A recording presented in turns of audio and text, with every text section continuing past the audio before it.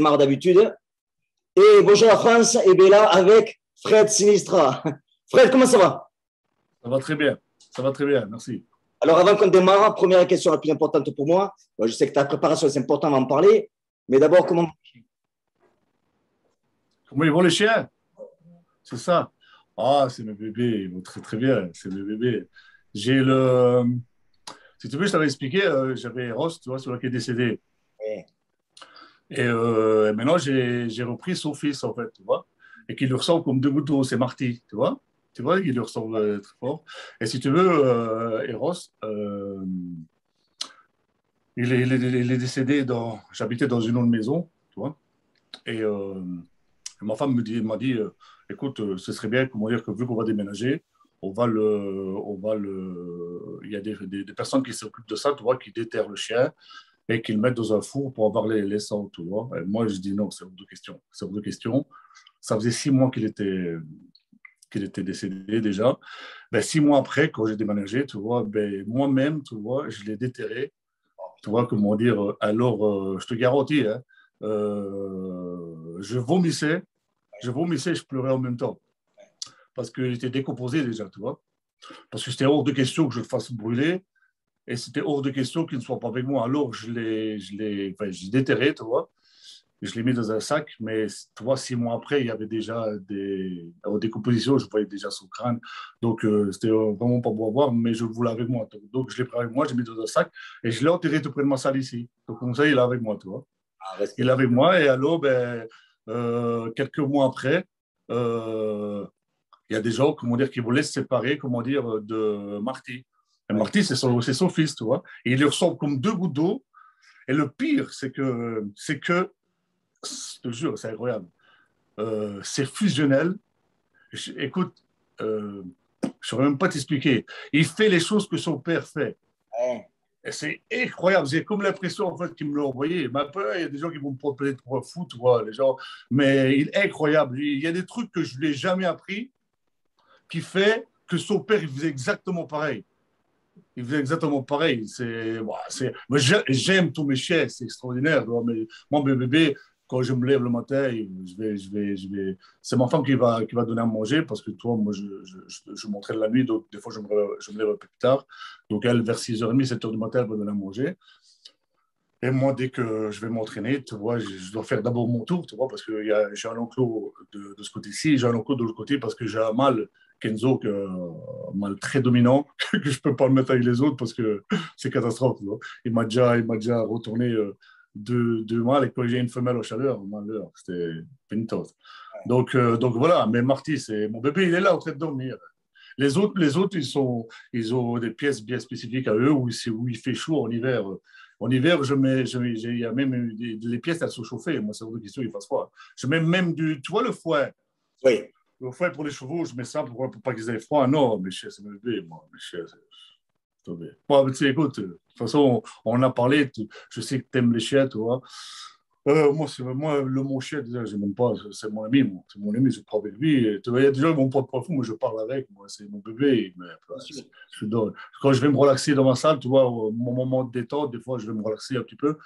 Mais il vient avec moi, il se pose sur ma poitrine, tu vois. Et c'est extraordinaire, je lui parle, tu vois, il me regarde. Qu'est-ce que tu veux? Il est sincère, il ne trahira jamais, lui. Tout à fait. Tu Ouais. vois?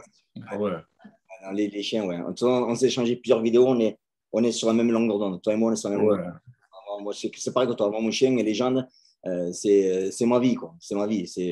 Je dis même à ma femme, après on va parler de la préparation, je dis à ma femme que j'en ai eu des chiens. Hein. J'ai toujours eu des rots, tu sais.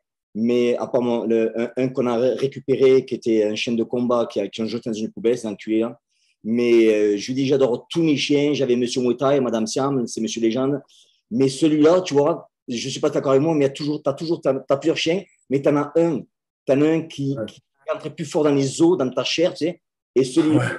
il est dans mon sang, tu vois. Et celui-là, Mais, mais excuse-moi si je te coupe, hein, mais j'aurais jamais cru que j'aurais eu une autre affinité comme ça. Parce que Eros, c'était Eros, tu vois. C'est en plus, quand j'étais le chercher, je t'avais expliqué, c'est pas moi qui l'ai choisi, c'est lui qui m'a choisi, tu vois. C'était le seul qui ne me calculait même pas, il avait 3 mois, tu vois. Ouais. Et là, c'était mon bébé, tu vois. Je faisais tout avec. Je partais. Bah, écoute, il a fait le tour de l'Europe avec moi en voiture. Il se couchait. Et Marty, lui, une semaine après que je l'ai, je dois aller faire un stage à Nîmes. Tu vois, j'ai quand même 1000 kilomètres à faire, tu vois. Ça fait une semaine que je l'ai. Je ne sais pas le chien comment il est, tu vois. Et je te le jure, il est exactement comme son père. Il a dormi dans la voiture exactement comme son père. C'est incroyable, il y a des trucs inexplicables. Mais il est. Tu vois, je ne peux pas expliquer ça. Peut-être que c'est. Peut-être des gens ne peuvent pas réaliser à quel point l'amour que leurs bêtes peuvent transmettre. Un chien, c'est. Tu sais, il y a une phrase que Jean-Marie Bigard a dit un jour. Hein. Il a dit si l'homme aurait le millième de l'amour que le chien a pour nous, il y aurait la paix sur cette terre. Tout à fait. Ouais. C'est vrai, C'est ça. ouais. Ouais, c'est vrai. Là, je suis d'accord avec toi. Donc voilà. Alors, frère Adamare, comment se passe ta préparation et peux-tu nous décrire une journée type de ta préparation pour ton combat? Écoute, ça s'est passé super. Franchement, je suis super content. C'est mes derniers combats. Euh, c'est, j'en mets au point d'honneur. J'en mets au point d'honneur que ça se passe correctement parce que ces 5 dernières années, ça a été au dessus, tu vois. J'étais bien blessé, j'étais pas bien, des soucis familiales, personnels. Donc, blessé, j'ai fait des combats que j'aurais pas dû faire, blessé. Donc, ici, c'est une préparation de 9 semaines qui s'est passée magnifiquement bien. Ça a été doucement. J'ai commencé ma préparation, j'étais à 119 kilos. Ici, je suis à 109 kilos, j'ai perdu 10 kilos, tu vois. C'est mon poids de forme. 2 fois par jour. Euh, du travail explosif pour garder la patate, tu vois, et la rapidité avec Osman, tu vois. Osman Ingin, mon entraîneur, c'est une légende, il est extraordinaire, tu vois. Et comment ça se passe? Écoute, c'est simple en fait. Moi, je suis quelqu'un comment dire, qui ne dort pas beaucoup, tu vois. Donc, des fois, je vais m'entraîner la nuit. Hier, par exemple, hier, j'étais m'entraîner, il était 6 heures du matin. Enfin, hier, c'est nuit, je crois. Ouais. 6 heures, 5h30, j'étais dans ma salle. Mais j'ai la chance, j'ai une salle à la maison, donc il n'y a pas de souci, tu vois. Et ça se passe, je vais m'entraîner, je mange, j'ai mes 6 repas par jour, tu vois. J'ai fait très attention à mon alimentation, tu vois. Parce que, tu sais, il n'y a rien à faire. Hein. Je viens d'avoir 40 ans maintenant. Je me sens super fort. Il y a des entraînements que je fais, que même quand j'avais 25 ans, je n'arrivais pas à les faire, tu vois. Il y a l'espérance qui est derrière, il y a la maturité musculaire, tu vois, il y a la maturité déjà, je veux dire, mentale. Donc, il fait, comment dire, que je me connais, je connais mon corps, je connais ce que je dois manger, ce que je ne dois pas manger, à quel moment, pourquoi, comment, tu vois. Donc, tout ça a fait que ma préparation s'est super bien passée. Et en plus, la chose la plus importante, c'est que je suis super bien entouré, tu vois. Tu comprends? Ça, c'est la chose la plus importante parce que, tu sais, tu peux être super bien préparé, mais si tu n'es pas bien entouré, c'est la merde. Tout à fait. À la maison, tu ne te sens pas bien, je suis tranquille. En fait, que je suis comme, c'est encore l'entraînement chez moi, en fait. Tu vois. Mm. Je suis comme un moine, tu vois, je m'entraîne, je mange, je dors. Après, je regarde la TV. J'ai, je sais pas, toi, Julia, qui Oui. a, c'est une petite guerrière, tu vois, une fille, comment dire, qui est venue avec ses parents pour faire un stage. Au tout début, après, son papa, ben, euh, me l'a confié pour l'entraîner, tu vois. Donc, la gamine, elle a 16 ans, elle a quitté Marseille pour venir s'entraîner, tu vois. Donc, elle est en stage chez moi, tu vois. Et crois-moi que je lui donne, je la mets en enfer, hein, tu vois. Et elle se relève toujours, tu as vu quelques vidéos, tu vois. Et ce que je dois renforcer maintenant le plus, c'est son mental, tu vois. Donc, l'air de rien, tu vois, mais le fait qu'elle soit là, attention, je sais le travail que je dois faire, mais ça me donne pas une motivation en plus, hein, mais quelque chose de plus de dire, écoute, voilà, tu t'es entraîné, tu dois attendre, je sais pas, mon 4, 5, 6 heures pour t'entraîner encore, ben, tu vois, je l'entraîne à elle aussi, tu vois. Donc, automatiquement, j'ai une responsabilité, je la fais à 100%, tu vois. Et automatiquement, ça me donne un plus. Et en plus, je suis fier parce qu'elle progresse, elle est bien, elle est heureuse. Son papa et ses parents, ils sont heureux. Donc, tout ça me revient en plus ma femme. Voilà, ma femme, j'ai une femme extraordinaire, tu vois. Une femme c'est très important. Hein. Tu sais, il y a un proverbe qui dit derrière chaque homme fort, il y a une femme forte, tu vois. Et c'est très important parce que si tu as une femme qui te casse les couilles, toi, et qui, comment dire, qui comprend pas que tu as envie de regarder des combats de boxe parce que tu dois être dans ton monde, tu dois manger boxe, tu dois dormir boxe, excuse-moi, tu dois baiser boxe. Ce que je veux dire, c'est que tu dois être dans ton monde. Pourquoi? Parce que tu ne vas pas jouer au ping-pong, tu vois. Tu ne vas pas faire un match de ping-pong, tu vas jouer, comment dire, tu vas pas jouer. Tu vas boxer et tu joues, tu risques ta vie. Et regarde ici, récemment, il y a une fille de 18 ans qui est décédée, perd son âme, tu vois, en boxe anglaise, je ne sais pas si tu as su, tu vois. Je ne sais pas si non. Non? Ouais, une Française, je crois. Et il y a pas longtemps, il y a un gamin avec un casque qui est décédé à force de pour des cours boxe anglaise. Tu sais, on ne joue pas à la boxe, hein, tu vois. Ah, On c'est ne joue ça. pas à la boxe, c'est un sport, C'est ça. c'est un sport où tu dois te donner, euh, tu dois donner toutes tes tripes, tu dois tout faire, tu vois. Alors, il y Ouais. a beaucoup de personnes, des fois, qui disent, ouais, mais qu'est-ce qu'il raconte quand il dit, tu dois aller en enfer. En enfer, ça veut dire que tu dois te dépasser. Qu'à un moment donné, quand ton corps dit non, ton mental dit oui, et tu y vas là, et même si tu dois crever, tu crèves, tu vomis, et tu es là en train de te dire, putain, tu y vas, c'est tout. Tu dois les titiller, tu dois les titiller.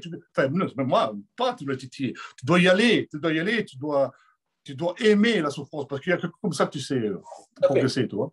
Tout à fait. Parce que rien, Parce que sur le ring, le gars qui est devant toi, il en a rien à foutre. tu le sais si bien que moi, frère, Tu rien disais? de voir un boxeur qui physiquement arrête avant le mental, quoi. C'est-à-dire que le mental, c'est le dernier qui doit lâcher. Le mental, mais le Bien physique. sûr. Et les mecs, tu les pousses un peu physiquement, tu leur fais bout, et ils réfléchissent, ils arrêtent, et c'est trop tard. Et tu leur dis, bon, le mental, si tu l'as pas, c'est même pas la peine de démarrer, quoi. C'est même pas la peine de démarrer, Ah quoi. non, mais 70, allez, 60, 70, c'est pas pour dire 80%, tout est dans la tête hein, sur le ring. Hein. Tout Sur à le fait. ring, quand le gars te fait mal, si tu penses que tu as vraiment mal, tu auras mal. Hein. Exactement. Tu auras C'est pour ça que mal. j'ai vu, frère, préparer la petite que tu as dans ton club, là, c'est Julia. Quand je vois comment tu la pousses, bon, on en a parlé, hein, mais je dis respect parce que cette petite-là, elle a en face d'elle un mec qui fait 100 kilos, qui lui fait comprendre quand elle fait des erreurs, il la sanctionne rapidement, mais quand elle va boxer une fille de son âge, mais ça va être, on ne sait pas que ça va être facile, mais comment dire, la façon dont tu bosses, moi je la respecte à 100% parce qu'on ne fait pas des boxeurs avec du coton. Mais en fait, j'y vais par étapes, tu vois. Ici, pour le moment, tout en lui apprenant la technique, tu vois, tout en lui apprenant l'explosivité, la technique, les appuis, le désaxement, comment est-ce qu'il faut, on va dire, boxer, entre guillemets, tu vois.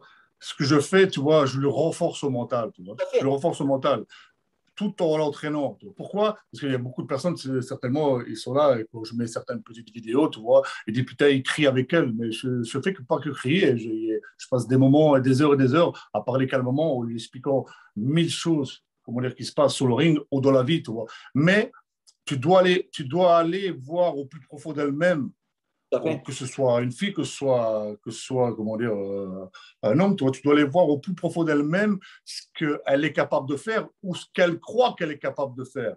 Et toi, tu dois visualiser ça et dire et comprendre, aller chercher dans ses tripes, tu vois, des choses qu'elle-même, elle ne sait pas. Tout à fait. Parce que c'est toi qui dois faire en sorte, tu dois être capable de dire, elle sait aller plus loin, mais elle ne sait pas, elle ne sait pas qu'elle sait aller plus loin. Tout à fait. Et en faisant ça, automatiquement, il va avoir le déclic de dire, ah merde, mais regarde ce que j'ai fait, je me suis relevé. Et en réalité, tu sais, énormément de personnes ne savent pas de quoi ils sont capables. Hein. Tout à fait. Tout à fait. Ouais. Tu vois, il y a des personnes qui ont la chance, on va dire, entre guillemets, c'est parce que ce n'est pas une chance, tu vois, parce que c'est un travail sur toi-même que tu dois faire, qui, qui font un travail, qui se remettent en question. Donc, automatiquement, ils arrivent à se dépasser, à sortir de leur zone de confort, on va dire, tu vois. Moi, je suis un peu un mec comme ça, tu vois. Mais j'ai besoin d'un entraîneur qui sait de quoi il parle. Pourquoi est-ce que je suis avec Osman Engin? Parce qu'Osman Engin, il a été 16 fois champion du monde, il devait boxer contre Ramon Dekker, il a boxé tout le monde, tu vois. Comment dire, il a 200 combats et il sait ce qu'il dit. Tout à fait. Tu vois ce que je veux dire? Les paroles qu'il me dit quand on est en train de faire des paros, quand je fais du sparring, elles sont censées, il y a une logique derrière. Il ne va pas me dire tu sais, sans avoir aucune prétention, tu ne vas pas m'apprendre à boxer. Ok, Mhm. je sais boxer. Mais on a toujours à apprendre. On va toujours apprendre. Moi, comment dire, je suis un élève, je ne suis pas là en train de dire, oui, mais la droite, je vais la mettre. Non, non. Si il te dit la droite, mets-la comme ça pour telle raison, et c'est constructif, bien sûr, je vais le faire. Bien sûr, je vais le faire. Parce qu'on a toujours à apprendre. On n'est pas. Tu vois ce que je veux dire, toi? Donc, c'est ça qui fait que ben, tu t'améliores et tu avances et tu grandis. Hein. Et Fred, qu'est-ce que tu fais la veille d'un combat? Le jour avant, Quelle est ta soirée, la soirée, le jour d'avant? Comment tu la passes, ta soirée, ta journée? ça dépend. Ça dépend. Ça dépend. Des fois, ça m'est déjà arrivé d'aller au resto, aller manger, d'être en compagnie. Ça dépend si je boxe à l'étranger. Quand j'ai boxé, on va dire, un peu dans le monde entier. Je suis relax. J'ai été avec des mauvaises personnes, tu vois. Donc, maintenant, avec le temps, je l'ai compris, qui se servaient de mon énergie positive. Donc, automatiquement, ben, moi, j'avais de l'énergie négative, tu vois. Donc, je me prenais trop la tête. Maintenant, j'ai les bonnes personnes autour de moi. Je suis relax, écoute. Ouais, je Ouais, suis relax. J'arrive à. Si tout le monde a peur avant de monter sur le ring, tu vois. Mais c'est toi à faire en sorte de gérer tes émotions, tu vois. Et elle est bonne, la peur. Tu dois l'avoir, la peur. bien sûr. Mais tu dois faire en sorte de la gérer. Et plus le combat approche, mais et plus je ressens maintenant cette envie.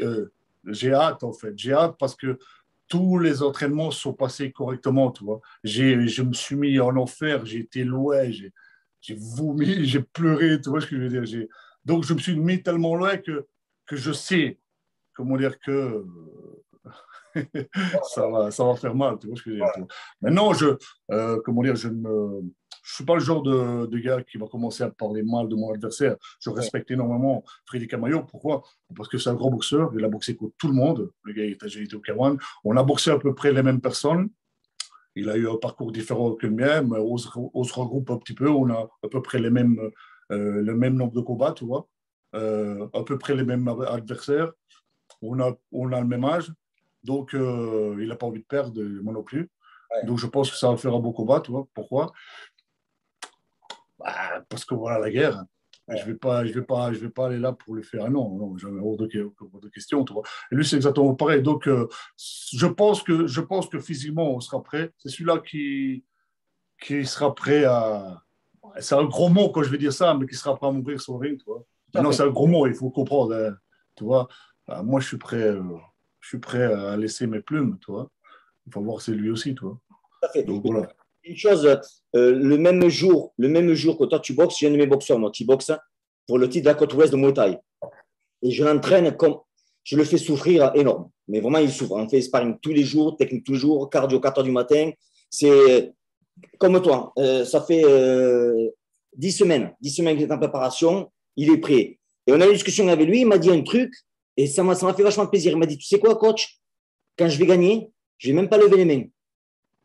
J'ai dit, pourquoi tu n'as pas levé les mains? Il dit, parce que je m'entraîne tellement que gagner, pour moi, c'est logique. Si je lève les mains, que je saute en l'air, ça veut dire que je suis surpris de la décision. La décision, je la connais, c'est à moi de la gagner maintenant.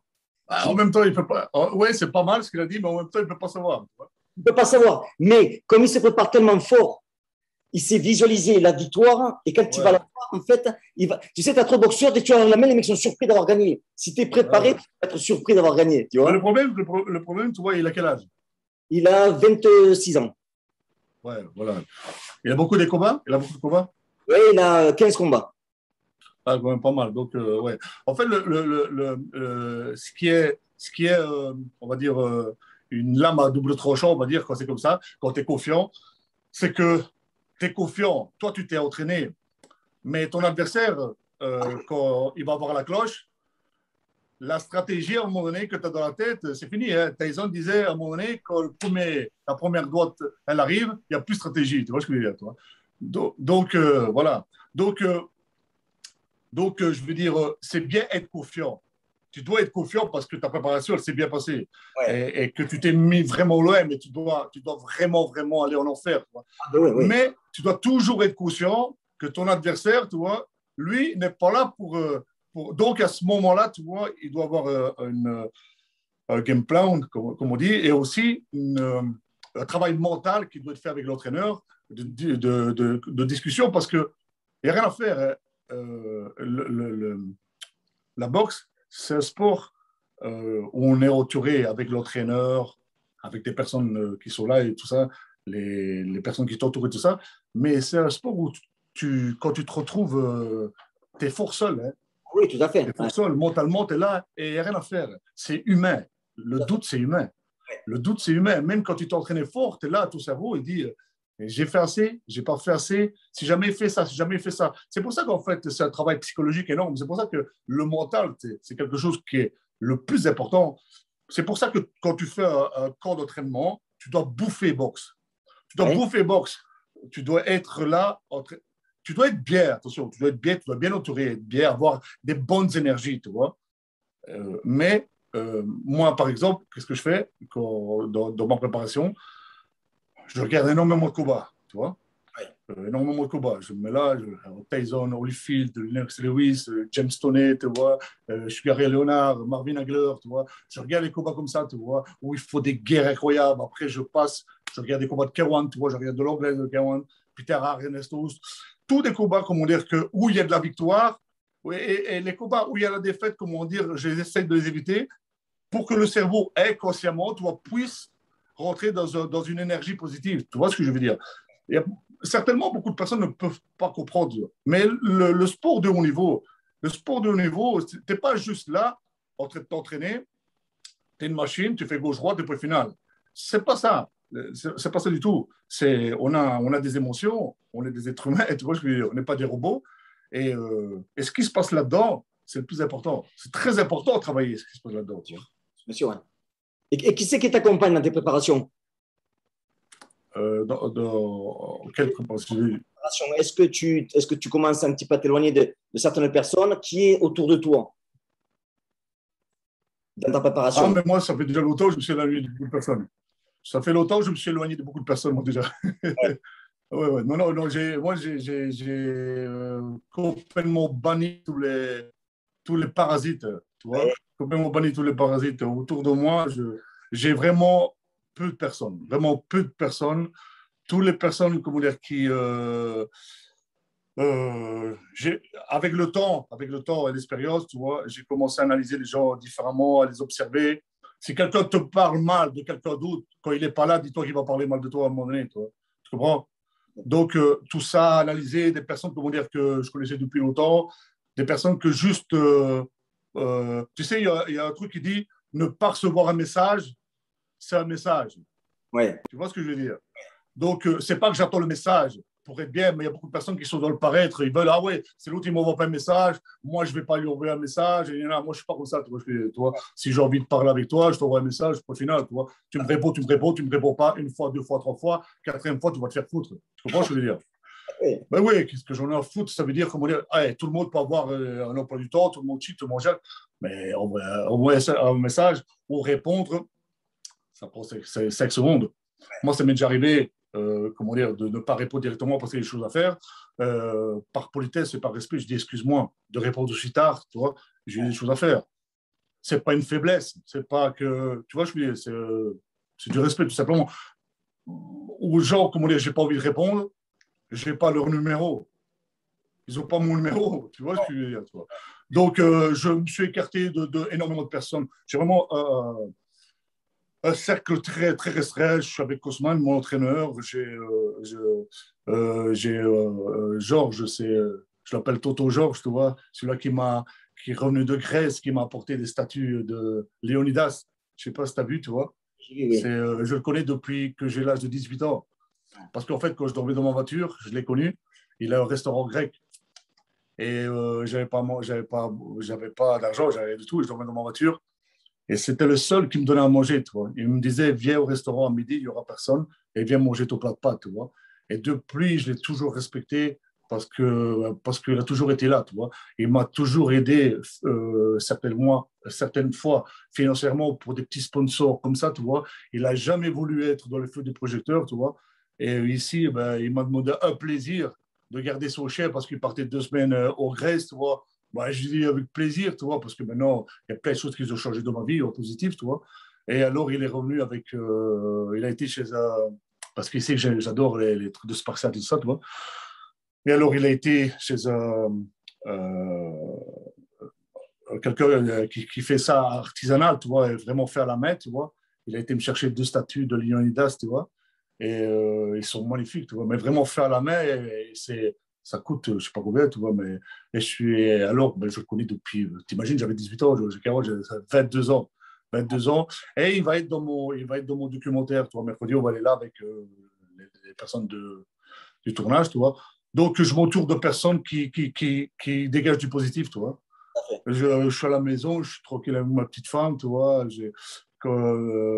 C'est des personnes je réponds à tout le monde dans les messages privés, tout ça, les personnes qui me contactent, mais dans mon cercle. Ouais. Et tu sais quoi? Mes meilleurs amis, tu sais c'est qui? C'est mes bêtes. Voilà, pour le final. Voilà. Ouais, Je suis bien, je ouais. suis heureux avec ça. Voilà, si je me sens bien seul, maintenant, ouais, bien sûr, je connais énormément de personnes, tu vois. Mais la famille, c'est la famille, les amis, c'est les amis, le business, c'est le business, les affaires, c'est les affaires, l'entraînement, c'est l'entraînement. Il faut savoir distinguer. Il y a des gens qui aimeraient bien te voir par terre, tu vois, parce qu'ils n'ont pas envie que tu les dépasses. Tu sais, mon gars, avant que toi, tu m'écrases, mon gars, je t'ai écrasé Tu vois ce que je veux dire, toi. Enfin, voilà. Et une question aussi, là. Tu vois, quand tu parles vite fait de ton entourage, c'est vrai que moi, tu as des gens des fois qui me disent putain, Jean, il m'arrive, je suis un mec qui est bien, il m'arrive que des merdes. Alors, je leur dis, eh bien, écoute, tu peux avoir une bonne graine, donc c'est toi. Si je te mets dans la mauvaise terre, c'est ton entourage, tu ne vas pas grandir. Donc, change ta terre, change ton entourage, des fois, tu as quelque chose à changer. Quoi. Mais les mecs, bon, ils veulent pas changer leur entourage. Ils n'ont pas compris que l'entourage, c'est hyper important. Ouais, parce que inconsciemment, l'air de rien, euh, tu, euh, tu écoutes leur malheur, tu vois. Tu écoutes leur malheur, comment dire, tu t'en fais du mal, tu vois, parce que si tu as un grand cœur, tu t'en fais du mal. Tu essaies de les aider en parlant avec eux, mais tu prends de ton temps. Oui, Toi, c'est une chose, rien à voir à foutre de ta journée, tu vois. Tu as du temps à perdre. Hey, viens, on va se balader, on va faire ça, zoner comme des cons, tu vois. Mais c'est une chose, prends de ton temps. Tu prends de ton temps pour aller parler avec des personnes qu'en fait, tu peux parler jusque demain et leur façon de voir les choses, ou la vie, tu vois, ben, ça sert à rien. Donc, tu perds du temps. Et après, à un moment donné, quand tu te rends compte de ça, tu te dis, mais putain, allez vous faire reculer, allez, putain, je perds mon temps avec des personnes que ça arrête, tu vois. Donc voilà, pour finir, après, qu'est-ce que tu fais? Ben, tu t'écartes de tout le monde et les gens qui te respectent et qui t'aiment vraiment pour qui tu es, tu vois, qui méritent le respect, parce que tu ne peux pas aimer quelqu'un si tu ne le respectes pas. tout à fait. Oui. Tu vois ce que je veux dire? Donc, automatiquement, mais ils seront près de toi, c'est tout. Et vice-versa. Voilà. D'accord. Et quelles sont, à ton avis, les erreurs que les boxeurs font en préparation pour un combat?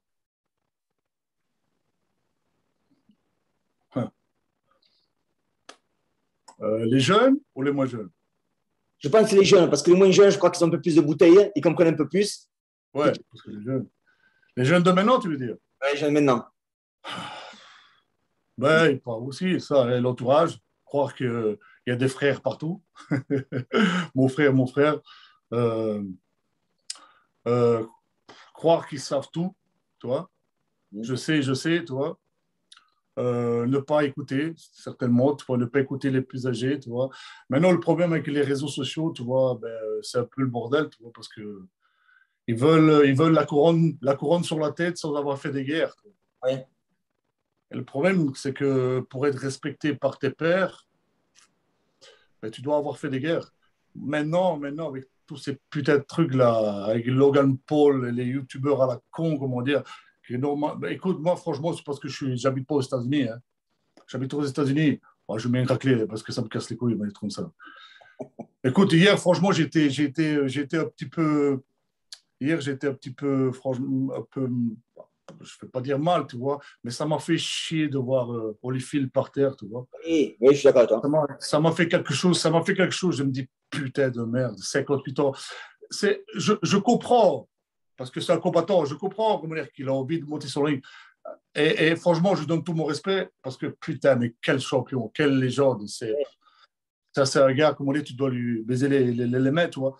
58 ans, je ne pense pas, comment dire, qu'il aurait dû, ou s'il l'aurait fait, il aurait dû le faire avec quelqu'un de son âge, et pas, parce que Belfort est de rien, tu vois, il s'est préparé, il a pas mangé que des brocolis, tu vois, et alors, C'est même pas ça le fait. C'est même pas ça le fait. C'est le fait tout simplement, comment dire, que rien à faire. Hein. 44 ans, c'est 44 ans, 58 ans, il y a une marge de différence, tu vois. Il était un peu plus lent. Maintenant, voilà, par rapport à la question que tu m'as posée, trop dans le paraître, vouloir trop montrer, tu vois. Vouloir trop montrer et qu'ils n'ont rien à montrer, en fait.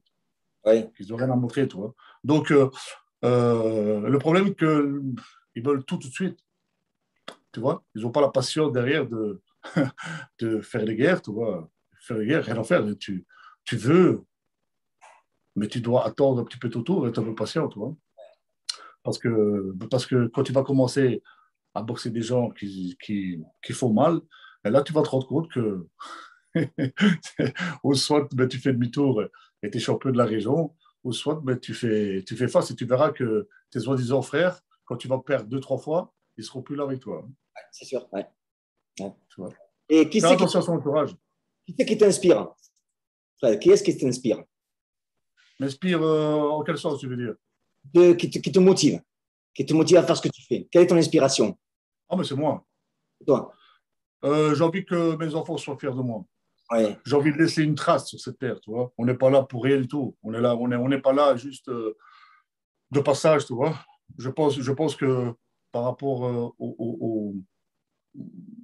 j'ai fait une vidéo comment dire, ce matin quand je faisais mon cardio parce que je reçois énormément de messages de personnes qui ont un handicap, qui ne sont pas bien et tout ça, tu vois, qui me disent que grâce à mes paroles, ben, grâce à mes vidéos, grâce aux messages que je reçois, ils se sentent mieux, ils se sentent, ça leur donne de la motivation, ça leur donne le fait d'aller plus loin, tu vois.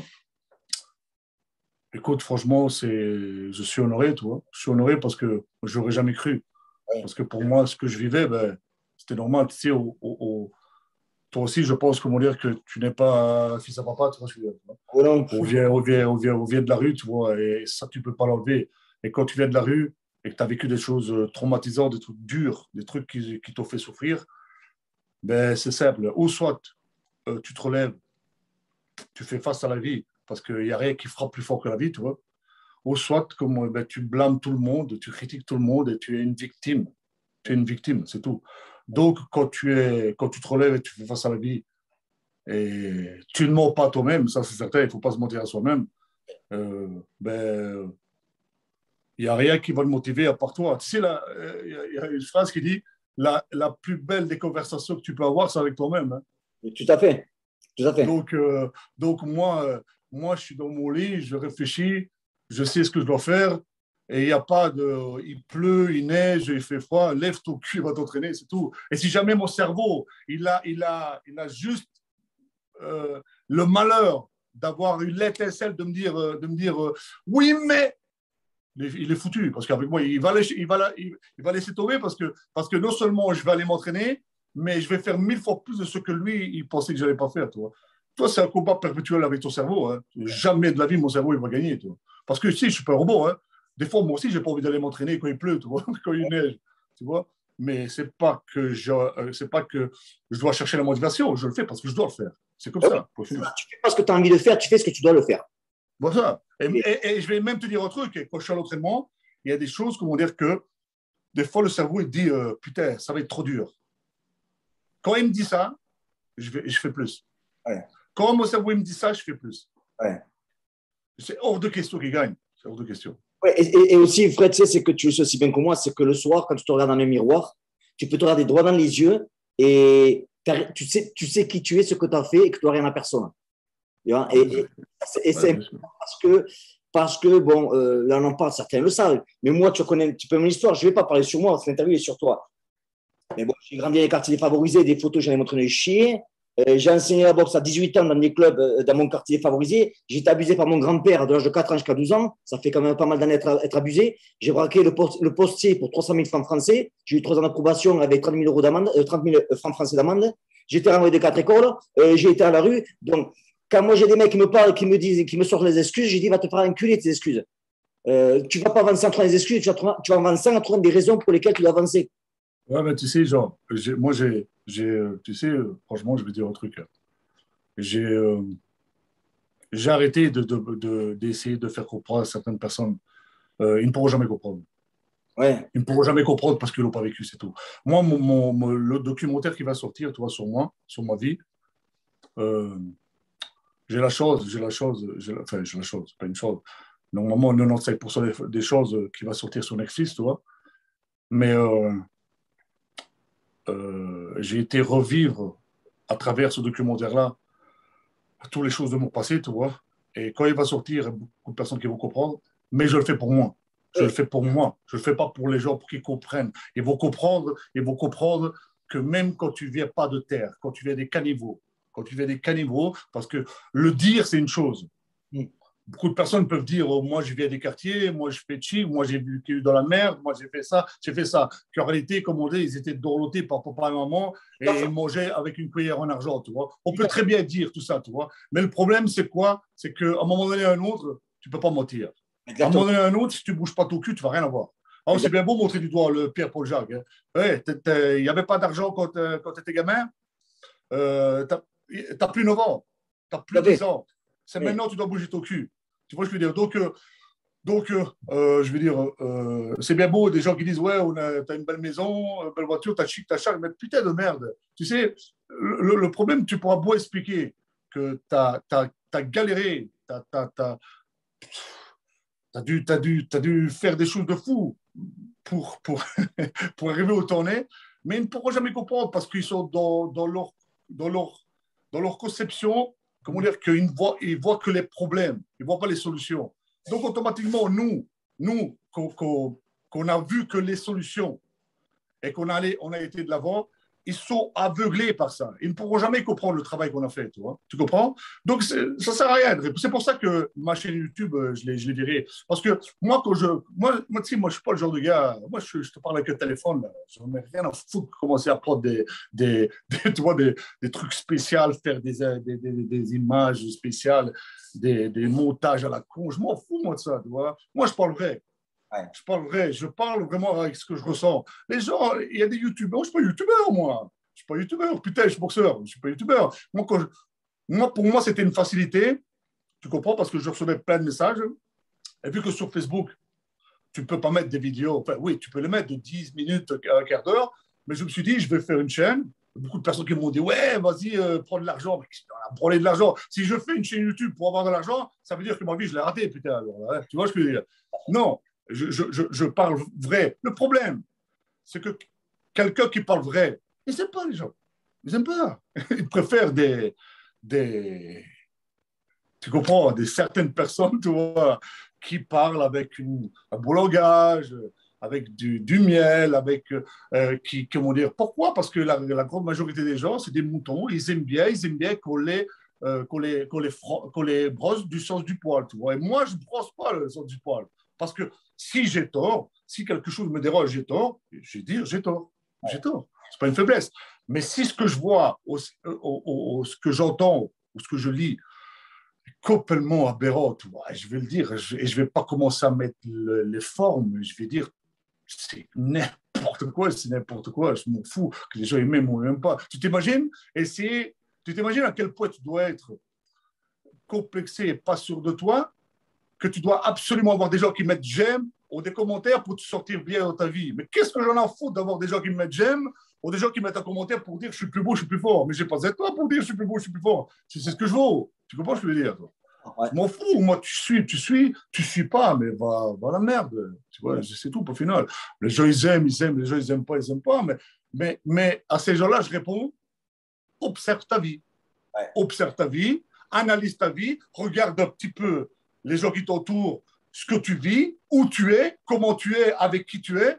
Et après, peut-être tu te rendras compte que ce serait mieux, comme on dit, t'achètes une paire de couilles dans ta vie, tu vois. Tout à fait. Ouais. Franchement. Voilà ce que je te dis. Ah ouais, non, non, Et maintenant, Fred, ton gym, comment ça va? Qu'est-ce que tu fais en fait? Comment les gens en fait, qu'est-ce que tu leur proposes pour que les gens soient intéressés pour venir à ton gym? C'est quoi en fait ton concept? C'est un gym, c'est Istra Gym, tu vois, mais c'est un truc privé, hein. C'est un truc privé, c'est chez moi. Chez moi, tu l'as vu, toi. Le propos, c'est par 10 séances, en fait. C'est par 10 séances. Il y a des gens qui veulent perdre du poids, des gens qui veulent travailler leur cardio, la boxe, le mental. j'ai des golfeurs qui viennent, j'ai des avocats, j'ai des jeunes, j'ai des filles, tu vois. J'ai un peu de tout. Et je travaille sur 1 heure et demie. Je travaille le mental, tu vois. Je parle énormément avec eux, tu vois. Je regarde jusqu'où ils sont capables d'aller, tu vois. Par rapport à ce qu'ils veulent faire, par rapport à ces objectifs, tu vois. Et le problème, c'est que les gens, ils cherchent la facilité maintenant. Ils Et veulent tout sans faire l'effort derrière, tu vois. Et moi, ça, je ne supporte pas. Écoute, je ne supporte pas. Je ne saurais pas faire semblant. Je ne saurais pas te vendre. Je ne saurais pas te vendre. Je ne saurais pas te vendre de la poudre aux yeux, dire t'es plus beau, t'es magnifique, c'est très bien, pour juste avoir 300, 400, 700 euros dans mon poche. J'en ai rien à foutre de ça, je m'en fous. Je ne saurais pas me regarder dans une glace, putain, je ne saurais pas. Écoute, tu veux t'entraîner, tu veux obtenir, tu veux obtenir quelque chose de ta vie, tu veux entreprendre quelque chose de positif, ok, il n'y a pas de souci.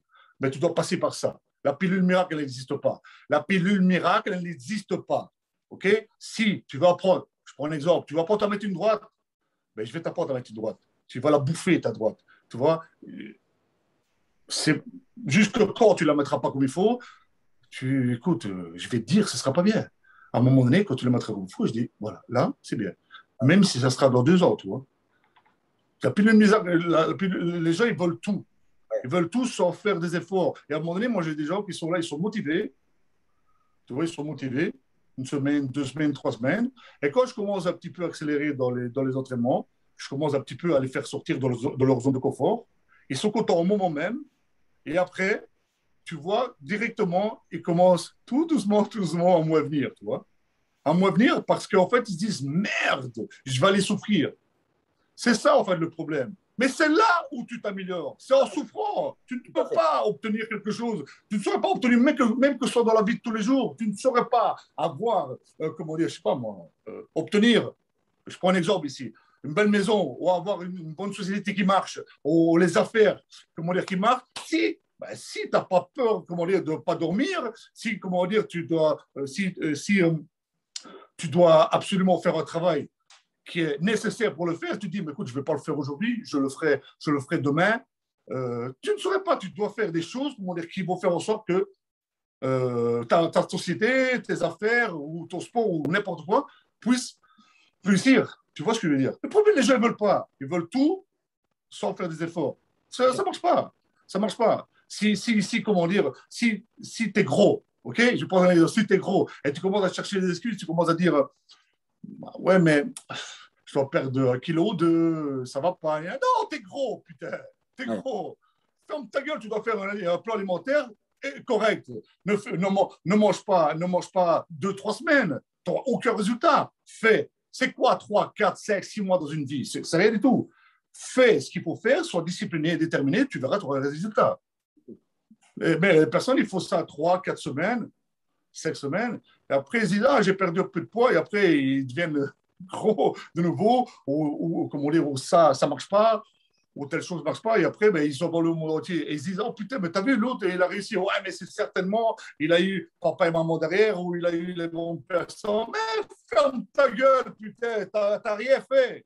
T'as fait quoi? Quand tu devais aller, comment dire, bouger ton cul, tu étais avec des potes en train de boire un verre. Pourquoi tu as fait ça? Pourquoi tu as fait ça? Si tu n'allais pas boire un verre, mais peut-être, comment dire, à ce moment-là, tu avais eu la bonne opportunité pour réussir. Casse pas les cognons. Ne montre pas les gens du doigt, parce qu'en montrant les gens du doigt, qu'est-ce qui va se passer? Tu perds ton objectivité à toi. Tu perds le fait, comment dire, que tu ne vois pas clair parce que tu penses l'autre, il a eu telle opportunité, mais l'autre, on s'en fout de l'autre. C'est toi, important. Tu vois? Alors, c'est ça qui me casse les couilles. C'est pour ça que j'ai arrêté de parler avec les gens, parce que sinon, pour finir, tu penses plus aux autres qu'à toi-même, tu vois. Et tu sais, c'est pas méchant ce que je vais dire, mais tu dois être un peu égoïste. Tu vois ce que je veux dire? Oui. Quand je dis égoïste, tu ne dois pas penser qu'à toi. Hein. Quand je dis égoïste, c'est que les personnes qui méritent le respect, tu vois ce que je dis? Les personnes qui méritent le respect, tu donnes le respect et tu es là pour eux. Okay? Ce n'est pas donné pour rendu. Tu es là pour eux. Tu vois ce que je veux dire? S'ils méritent le respect. Mais les gens qui ne méritent pas le respect, les gens, comment dire, qui téléphonent juste quand ils ont besoin ou tout simplement quand ils doivent ils ont une oreille pour les écouter. Ouais, à un moment donné, va chier, tu vois. Je ne suis pas assistant social, mon coup. Tu parles d'être égoïste. Tu sais, moi, je dis à mon fils une chose. Quand je le dis des fois, quand je parle sur Internet, les gens, ils sont choqués. Je lui dis à mon fils, et c'est vrai, je dis, mon fils, ton père, il t'aime. mais après moi, tu viens en premier. Après moi, tiens. Pourquoi? Parce que si moi, je ne peux pas m'aider, je ne peux pas l'aider à lui. Si moi, je ne suis pas un exemple pour lui, je peux pas le faire avancer. Donc, après moi, il vient en premier. Et les gens, ouais, mais t'es égoïste. Tu m'as rien compris. C'est que si moi, je travaille, je ne peux pas aider le reste. Bien sûr, bien sûr. Bien sûr. Et si tes paroles correspondent à tes actes, et tes actes correspondent à tes paroles, il comprendra tout à fait ce que tu as dit. Exactement. Exactement. Ouais. Il Maintenant, frère. comprendra. Parce que si toi, tu dis A et tu fais B, le gamin, il ne va pas comprendre. Hein. Oui. Ben oui. Ah oui. Mais si toi, tu dis A et tu fais A, le gamin, ben, il se dit Ah, putain, mon père, il a dit A, mais il fait A et il fait tout. Et regarde où je suis, où j'habite, et ses paroles sont logiques et constructives. Automatiquement, il les respectera. Hein. Ouais. Le problème que la société, la société n'est plus comme ça. La société n'est plus comme ça. Et attention, hein, je ne suis pas en train de dire qu'on est exceptionnel. Je suis loin d'être exceptionnel. J'ai fait 36 millions d'erreurs. J'en ferai certainement, tu vois, certainement pas les mêmes, tu vois. Ouais. Mais on vit dans une société de moutons, hein, il faut le reconnaître. Hein. Ouais. Et les bergers, ils sont bons. Ouais, les bergers sont très forts. Oh putain. Et oh putain. Et tu sais quoi, et les bergers, tu sais quoi, ils sont tous diplômés. Hein. Ah ben oui. Ah ben oui. Ah ouais, ils sont tous diplômés. Oui, bien sûr. Très important. Le diplôme, ça donne de la crédibilité. Exactement. Et toi, tu viens de tes combats avec des diplômes. Bon, enfin, ils me font rire, René. Quoi. Bon, frère, de quoi tu es le plus fier dans ta vie? Qu'est-ce que est la chose où tu sais, le jour où tu pars, tu peux dire, putain, tu vois, je suis fier d'avoir fait ça ou d'avoir. Qu'est-ce que c'est que tu es le plus fier? Tu sais, je suis jamais fier de moi. Ouais. Je suis jamais fier de moi parce que je sais que je peux toujours faire plus, tu vois. Franchement, fier. J'espère que mes enfants seront fiers de moi. Ah. Par rapport à ce que j'essaie de faire, même s'il y a des difficultés avec les mamans et je ne vois pas beaucoup mon gamin, ma fille, elle est adolescente et tout ça, tu vois. J'ai fait des erreurs quand j'étais plus jeune, je le reconnais. Et dans la vie, on évolue, dans la vie, on grandit, tu vois. On mûrit. Il y a des personnes, comment dire, qui n'arrivent pas à accepter leurs torts, tu vois. Moi, j'accepte mes torts et j'essaie de grandir, tu vois, tous les jours. Mais la fierté, en fait, la fierté, je pense que c'est laisser une trace positive par rapport à ce que j'ai fait et qu'on se dise, euh, putain,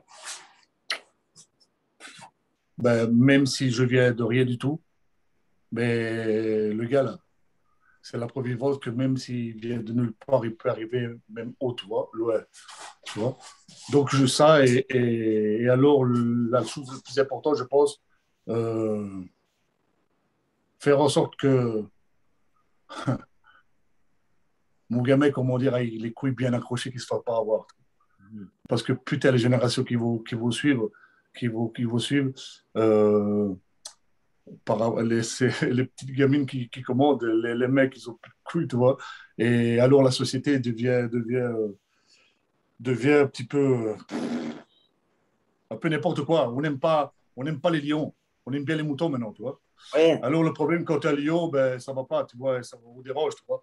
Et ça lui inculquer que la vie va me mettre à genoux, se relever, tu vois.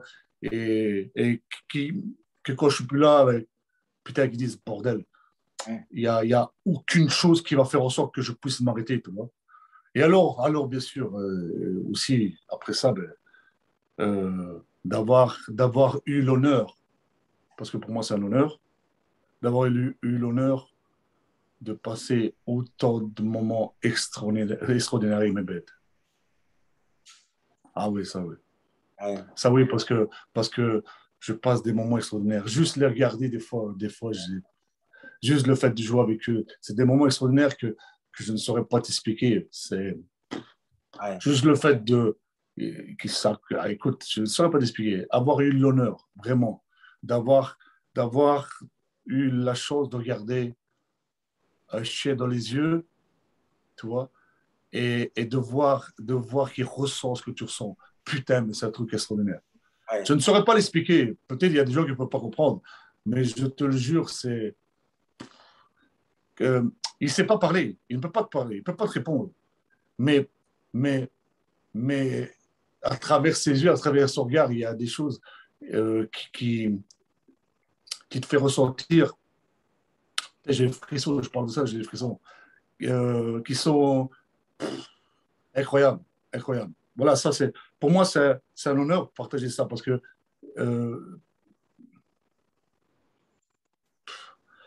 enfin, soit, c'est voilà, c'est quelque chose qui me tient à cœur par rapport aux animaux, tout ça, tout. Voilà. On est de ça, on est sur la même, tu vois, même là, quand je t'avais montré un moment de ça, tu vois, ça, c'est mon mur où j'ai tous mes, tous mes pichous qui ne sont plus là, mais ils sont au-dessus de moi. Pourquoi? Parce qu'ils sont beaucoup mieux que moi. C'est-à-dire que je leur dois énormément. Je suis en dette par rapport à ce qu'ils m'ont donné. Quoi. Tu vois, c'est que ils m'ont appris tellement. Ouais, tu ne sauras jamais donner le millième de l'amour que le chien te donne. Tu sais, le chien, nous, on a nos problèmes. Tu vois, on a nos problèmes, on a nos distractions, on a tout ce qu'il y a derrière. Eux, ils n'ont que nous. Ouais. Ouais. Eux, ils n'ont que nous. Si je vais te dire une chose, Fred, je ne sais pas si tu as pensé à ça. C'est mon fils qui m'a dit ça la semaine dernière. Il m'a dit un truc. Je te jure, j'ai jamais pensé à ça. Attends, je vais l'appeler. Je vais te montrer Marty. Attends. Vas-y, vas-y. Ok. Viens, papa. Viens. Viens, papa. Viens. Attends, je vais le montrer parce que là. Viens, papa. Attends, viens ici. Voilà. Viens, papa. Attends, hein. Viens, papa. Viens ici. Viens, papa. Allez. Allez ici. Allez. Allez. Oh là là, t'es vraiment un fainéant. Faut le voir? Ah, putain. Regarde ça, quoi. Ah, ça, c'est. Oh, mon bébé. Il faisait dodo, je l'ai réveillé. Oh, putain, cette tête. Oh, mon bébé, papa. Qu'est-ce qu'il y a, papa? Oh, oui. Oh, oui. Allez, va à ta place. Allez. Allez, va à ta place. Allez. Il faisait dodo, il disait, oh. Allez, dépêche-toi. Dépêche-toi. Eh, Fred, attends, à mon tour. À mon tour. Ouais, ah, ouais. Et les gens, pour finir, ils vont croire qu'on est des fous depuis là.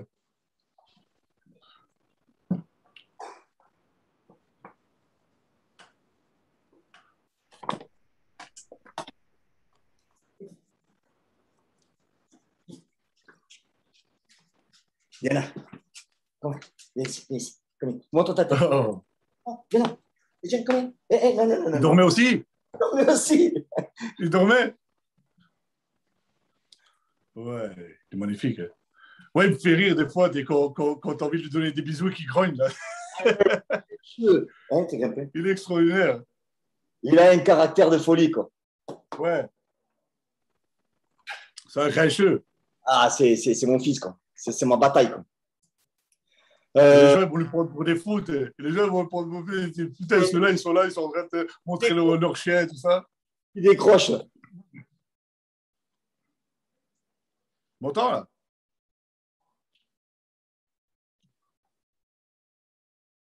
Celui du 25 septembre. Attends, parce que ça s'est coupé un petit peu, je n'ai pas entendu. Est-ce que tu as un combat de prévu après le 25 septembre? Oui, le 21 novembre. 21 novembre. J'ai un championnat du monde WKN. Ah, d'accord. En fait, les plus grosses fédérations, j'ai été champion du monde des plus grosses fédérations, on va dire, ISKA, WKA, WSA, et j'alloue j'ai la WKN. Je ne l'ai pas faite. Je vais faire champion du monde WKN le 21 novembre. C'est mon entraîneur qui organise, tu vois, à Farciennes. Ça c'est tellement quelqu'un qui est dans le classement WKN, tu vois, dans le ranking, tu vois. Je ne saurais pas dire encore c'est qui l'adversaire. Et voilà, après, écoute, je suis à 88 combats, ok? Donc, si je fais celui-là, ce sera 89. Et je pense que je vais faire le championnat du monde, ça fera 90 combats. 90, c'est 90. Hein. Ouais, c'est moche. Ouais, voilà. Donc, je ne saurais pas dire si je vais m'arrêter là, parce que ça va être très dur à arrêter, tu vois, parce que je me sens bien. Mais le combat de trop, je ne le ferai pas, tu vois. Mais je crois que je vais avoir un grand, grand, grand moment de solitude quand je vais faire mon dernier combat. Ouais. Parce que, ah ouais, putain, ça fait 22 ans. Et, et ce sport m'a donné tellement de satisfaction, tellement d'épreuves, tellement de choses. C'est un sport extraordinaire, tu vois. Et en même temps, c'est un sport ingrat parce que parce que c'est très dur. Donc, je peux comprendre quand, quand il y a des Holyfield, des Tyson, des Jérôme Le Banner qui a 47 ans qui boxe encore, tu vois. Peter Hart, je peux comprendre ça. Parce que, tu sais, dans le film, Rocky, à un moment donné, il dit, j'ai encore ici un truc dans la cave, là, tu vois, l'animal, tu vois. Et j'ai j'ai envie, et d'un côté, j'ai pas envie parce que je me dis, putain, j'ai pas envie de me retrouver à 45, 46, 47 ans, de me dire, putain, j'ai encore le bazar là, tu vois, tu vois, j'ai envie de tout, j'ai envie de tout donner, j'ai envie de tout enlever. Tu vois. Et arrêter vraiment, déjà, j'ai pas envie de vivre avec des regrets, tu vois, j'ai envie d'arrêter ma carrière comme moi je le décide, ça c'est certain. Mais donc, pour faire ça, il faut que je me donne à fond, tu vois. Il faut que je m'entraîne comme un animal, tu vois, pour que ce soit productif et pour que ben, ce soit des victoires, tu comprends? Parce que moi, c'est hors de question que je prenne des clés. Tu vois, j'ai boxé contre les plus forts au monde, c'est hors de question parce que je fais mon dernier combat, que je vais prendre. Non, non, c'est hors de question, je peux pas. Je peux Ouais. pas. Tu vois? Donc, ouais, certainement encore deux, trois combats, tu vois. J'ai pas trop envie d'y penser maintenant, tu vois. D'accord. Je sais pas. Et Voilà. peux-tu nous parler, parce que les gens qui te suivent sur Instagram, ils le savent, peux-tu nous parler un peu plus de ton documentaire? Ouais, mon documentaire. Écoute, ça fait un an qu'on est en train de tourner, tu vois, avec quelqu'un il habite à Bruxelles, tu vois, qui s'appelle Farez. Euh, extraordinaire, tu vois. Écoute, ça va retracer ma vie, en fait.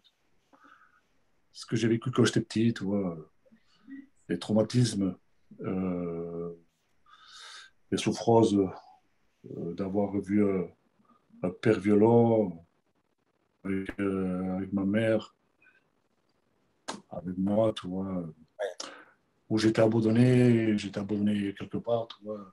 Le fait que je dormais dans ma voiture, euh, beaucoup de choses sur ma vie, tu vois.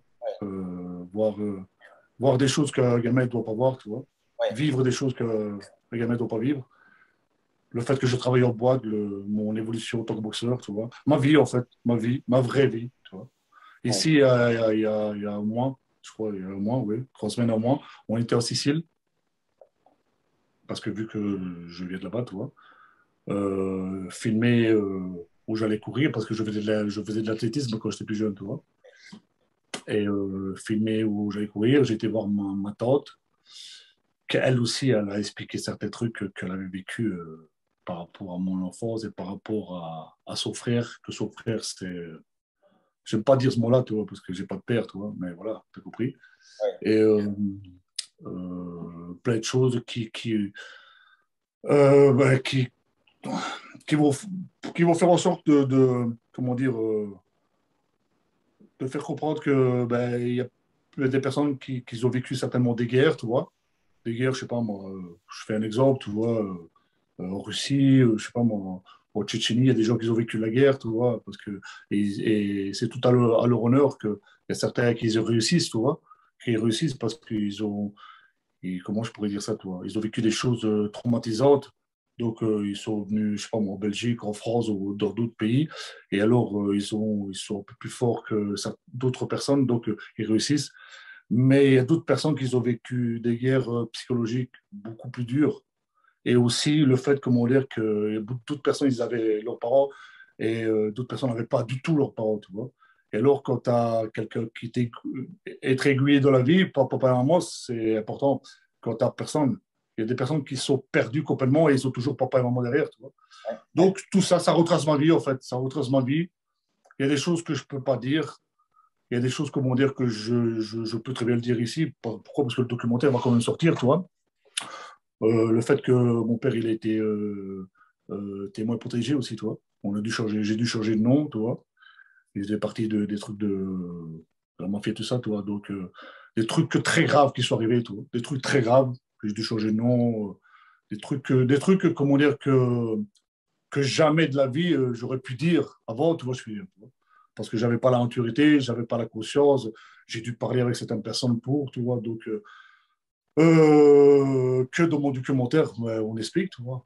Euh, donc des trucs qui fait que ben, ça va retracer ma vie, en fait, voilà. Ça va retracer ma vie et le fait que moi, aller revivre tout ça, tu vois, parce que j'ai déjà été revivre tout ça, mais psychologiquement, tu vois, psychologiquement, parce que comment veux-tu être plus fort si tu ne vas pas revivre les choses de ton passé pour transformer ça en positif? Tu vois ce que je veux dire, tu vois?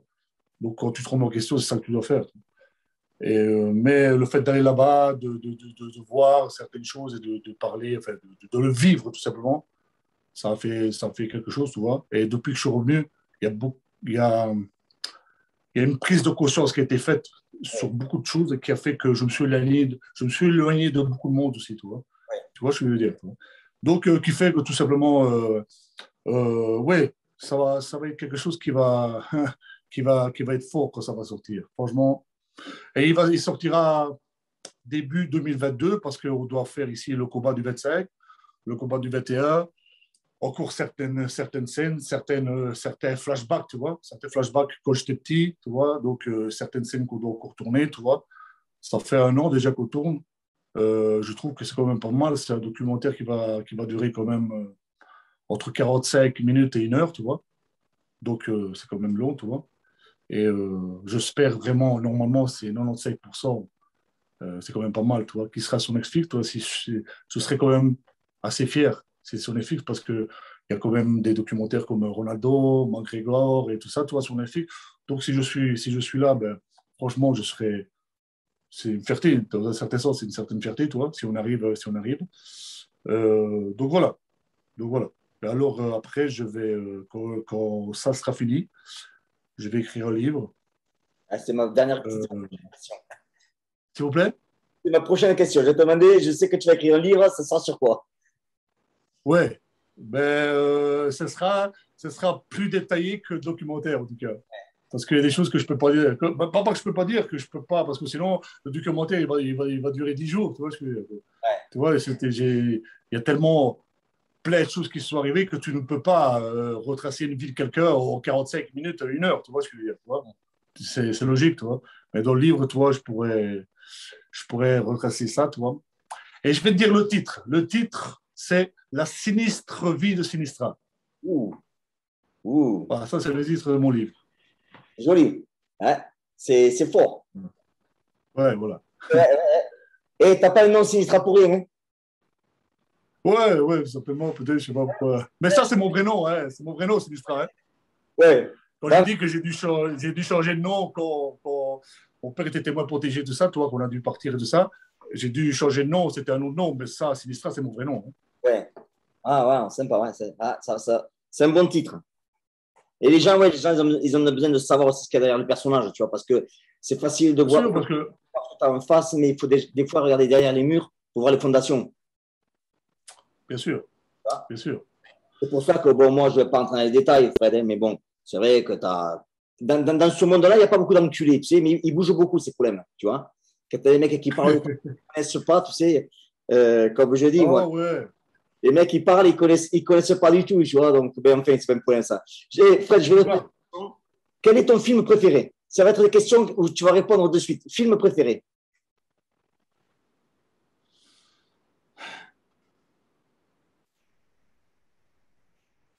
un seulement, Allez, on va dire deux. j'ai Le Mans 66. Tu Mensonge. vois? 66 avec Ferrari et Ford. J'étais Oui, Le Mans 66. J'ai bien aimé cette histoire. Le dernier samouraï. oui.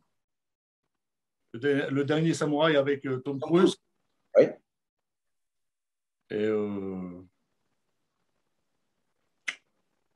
Invincible aussi, pas Oui, mal. oui, L'histoire vraie, tu vois, oui. faite par Angelina Jolie, tu vois. Euh, moi, j'adore les histoires vraies, les comédies, ça me casse les couilles, tu vois. Ouais. J'aime bien les films où il y a du suspense et tout ça, tu vois. Non, j'en ai quand même pas mal, j'en ai quand même pas mal, tu vois. Musique préférée. J'adore. Après les Rocky, tu vois, tout ça, tu vois, tout le monde les regarde, tu vois, ça c'est mythique, tu vois. J'aime bien quelques séries ici, tu vois. J'ai regardé quelques séries, tu vois. Mais j'aime bien me documenter, j'adore le documentaire, tu vois. L'histoire, tu vois, j'aime bien tout ça, tu vois. Savoir, si tu veux savoir où tu vas, il faut savoir d'où tu viens, comme on dit, hein. Oui, oui, tout à fait. Tu vois, donc voilà, donc, j'aime bien me documenter. Tu sais, moi, je suis devenu vieux trop tôt, intelligent trop tard. Donc, il faut que, vu que j'ai jamais été à l'école, ben, j'essaie de rattraper le temps perdu, tu vois. Ouais. Ta Voilà. musique préférée? La musique, Ouais. ouais, j'écoute un peu tout, tu sais, franchement. J'aime bien les anciennes Barry White, Chris Rea, euh, Sade, j'aime bien. Ouais. J'aime bien Ray Charles, j'aime bien la soul, tu vois. J'aime bien ça. Maintenant, après, j'aime bien aussi la deep house, tu vois. J'aime bien tout ça. OK. J'aime, j'aime bien tout ce qui. Non, j'aime bien la musique, ouais. J'aime bien. Attention que la musique, moi, peut me mettre de bonne humeur, hein. Ouais. Quand je vais m'entraîner, si j'ai de la bonne musique, je suis de bonne humeur. Ah ouais, ouais. Ouais. Moi, quand je m'entraîne, je mets de la musique, toi, les Rocky, tout ça, j'aime bien. J'aime bien ça, tu vois. J'aime bien avec de la musique. Avoir du silence comme ça j'aime pas. Quel est ton livre Bonne préféré? musique. Le livre, Préféré? écoute, franchement, euh, avant, je lisais jamais. Oui. Avant. Mais il y a quelques temps, comme je commence à lire, et je suis en train de lire Socrate pour le moment. Ah oui. Ouais. Et putain, tu vois, j'apprends. Je suis pas. J'aime bien tout ce qui est. euh, Tu vois, ils ont des phrases, des formulations, comment dire, qu'on n'est pas habitué, surtout moi, parce que vu que j'ai fait toutes mes études en Italie, tu vois, la grammaire italienne, elle est facile par rapport à la grammaire française, tu vois. Donc, j'apprends, oui, j'apprends, j'aime bien lire. Je ne suis pas fanatique de lire, tu vois, mais je préfère plus regarder un documentaire, tu vois. Oui. Tu vois. D'accord. Hein. Je ne vais pas commencer à dire que je lis, tu vois, pour faire celui-là qui est cultivé. Je n'en ai rien à foutre, tu vois. Je suis là, j'aime bien lire, tu vois. Mais je préfère regarder des documentaires où ils t'expliquent vraiment ce qui s'est passé, toi. Tu vois. Voilà. Quel est ton, la réponse, je la connais déjà, mais bon, ton animal préféré?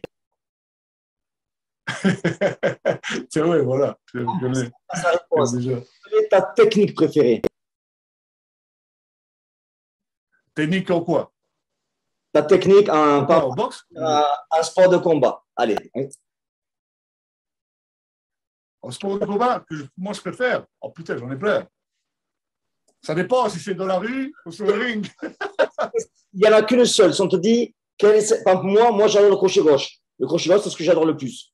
Je fais un peu de tout, mais le crochet Moi gauche, j'adore. il est plus dans le sang. Quelle est une technique à laquelle tu te dis, bon, c'est celle-là, quoi. Mais sur le ring ou dans la rue? Sur le ring. Sur le ring, Oui.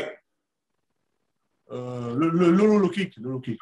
Très bien, très bien. Ouais. Le low kick, mais fait au bon moment. Fait au bon moment. Hein. Fait au Ouais. bon moment. Fait au bon moment. Le low kick, quand tu casses les bases, Ouais. c'est catastrophe. Ouais. Et tu sais ce que Il n'y a j'ai plus appris d'anglais. il n'y a pas longtemps, que c'est facile de mettre un low kick à un mec euh, qui ne sait pas boxer et qui ne bouge pas. Donc, moi, j'ai pas compris. J'ai pas compris. C'est quoi? C'est facile, quoi? J'ai appris il n'y a pas longtemps que tu as des mecs qui sont très forts en mettant des Ouais. low kicks, avec des mecs en face d'eux qui ne savent pas boxer, qui ne savent pas bouger et surtout qui ne bougent pas, tu vois. C'est très facile. Ah, qui a dit ça?